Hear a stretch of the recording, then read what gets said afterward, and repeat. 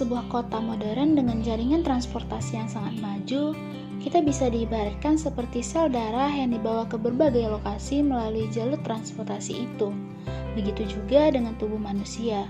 Ia memiliki sistem luar biasa yang mengantarkan segala kebutuhan sel ke seluruh bagian tubuh melalui pembuluh darah. Sistem itulah yang kita kenal sebagai sistem peredaran darah.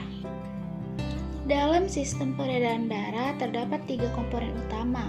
Komponen pertama adalah jantung. Jantung berfungsi seperti mesin pompa yang bertugas mengalirkan darah ke seluruh tubuh melalui pembuluh darah. Organ ini membantu mengedarkan berbagai zat penting seperti nutrisi dari makanan yang kita konsumsi. Jantung sendiri merupakan organ berotot yang berukuran kira-kira sebesar kepalan tangan dan terletak di bagian dada sebelah kiri. Struktur jantung manusia terdiri atas 4 ruang, yakni 2 serambi di bagian atas dan 2 bilik di bagian bawah.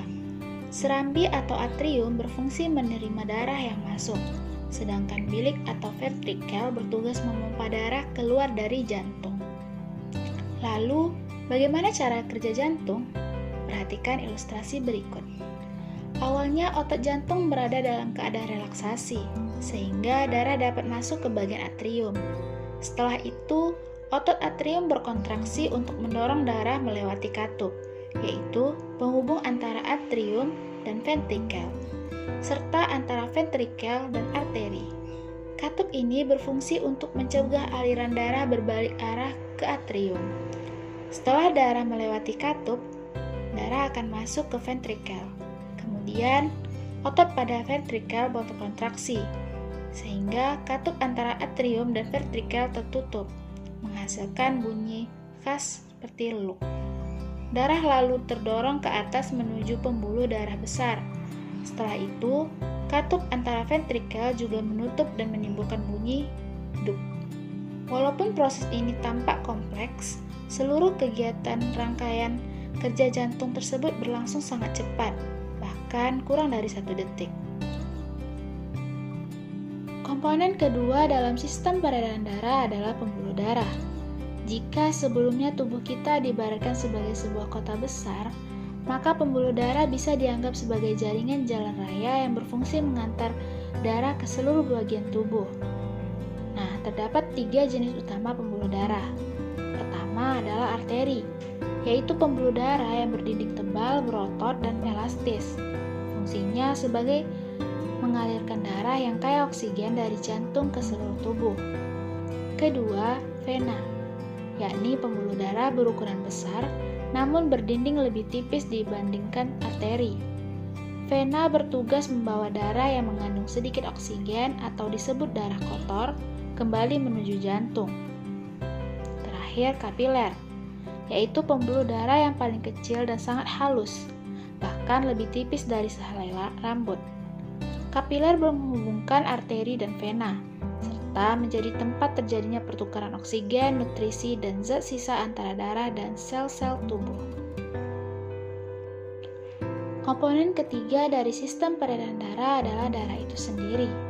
Darah memiliki peran yang sangat penting bagi tubuh kita.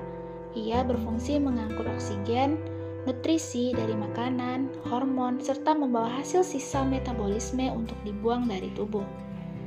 Jika dilihat sekilas, darah tampak seperti cairan merah biasa.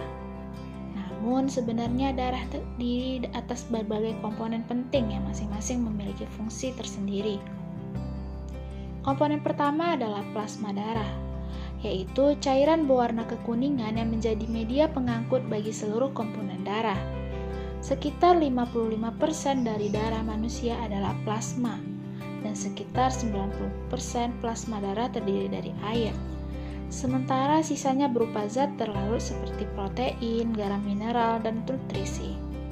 Plasma darah berfungsi membawa berbagai zat penting seperti glukosa, lemak, asam amino, vitamin, mineral, serta sisa metabolisme termasuk karbon dioksida untuk dikeluarkan dari tubuh. Komponen kedua adalah sel darah merah atau eritrosit. Sel ini merupakan bentuk spesialisasi sel yang memiliki bentuk bulat pipih di bagian tengah. Ciri khas ini disebabkan oleh tidak adanya inti sel, sehingga sel darah merah dapat lebih efisien dalam mengangkut oksigen. Eritrosit diproduksi di sumsum tulang dan mengandung hemoglobin, yaitu protein berzat besi yang mampu mengikat oksigen. Hemoglobin mengambil oksigen dari paru-paru, kemudian melepaskannya sel darah mengalir melalui pembuluh kapiler agar oksigen dapat digunakan oleh sel-sel tubuh. Selain itu, hemoglobin juga dapat mengikat sedikit karbon dioksida untuk dibawa kembali ke paru-paru dan dikeluarkan saat kita bernafas. Sel darah merah memiliki umur sekitar 120 hari sebelum akhirnya digantikan oleh sel-sel baru. Komponen ketiga adalah sel darah putih atau leukosit. Sama seperti eritrosit, leukosit juga dihasilkan di sumsum tulang. Fungsinya berbeda, yaitu sebagai pelindung tubuh dari serangan bakteri, virus, dan zat asing lainnya. Karena tidak berperan dalam mengangkut oksigen, sel darah putih memiliki inti sel atau nukleus dan berukuran lebih besar dibanding sel darah merah. Umur sel darah putih bervariasi, bisa hanya beberapa jam, beberapa hari, bahkan ada yang bertahan hingga bertahun-tahun, tergantung jenis dan fungsinya. Lalu komponen terakhir adalah keping darah atau trombosit. Saat kita mengalami luka dan darah keluar, biasanya luka tersebut akan mengering setelah beberapa saat. Proses pengeringan itu terjadi berkat peran trombosit yang berfungsi membantu pembekuan darah agar pendarahan dapat berhenti dan luka tertutup. Ketika terjadi luka, trombosit akan melepaskan zat kimia khusus yang merangsang pembentukan protein bernama fibrin. Fibrin kemudian membentuk jaringan-jaringan halus di sekitar area luka, sehingga darah tidak terus keluar dan luka dapat menutup serta mengering dengan sendirinya. Dengan cara inilah trombosit melindungi tubuh dari kehilangan darah yang berlebihan.